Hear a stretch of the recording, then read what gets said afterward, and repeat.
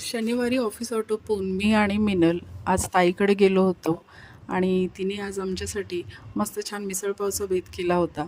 मिसळपाववर ताव मारून रात्रभर आम्ही छान गप्पा मारल्या. जवळजवळ 2-2:30 वाजेपर्यंत जागे होतो. सकाळी उठून ताईने मुगाच्या डाळीचे डोसे आणि चटणी केली होती. त्याचबरोबर अंडा भुर्जी आणि पाव, संडेचा परफेक्ट ब्रेकफास्ट तो सुद्धा रेडी होता. मी अंडा भुर्जी खात नाही, सो मी डोसे आणि चटणीच हेच खाल्लं आणि आम्ही तिघींनी पण भरपेट नाश्ता केला आणि सकाळचे 10 वाजता आम्ही दादर मार्केटला गेलो. दादरला खूप सारी शॉपिंग केली आणि शॉपिंग करता करता खरं तर शूटिंग करायला वेळच मिळाला नाही. तर ही शॉपिंग कशासाठी केली हे मी तुम्हाला नक्कीच पुढच्या व्लॉगमध्ये सांगेन. 10 वाजता निघालेलो आम्ही, संध्याकाळी 4 वाजता घरी आलो आणि आमची शॉपिंग पूर्ण झाली. बाय.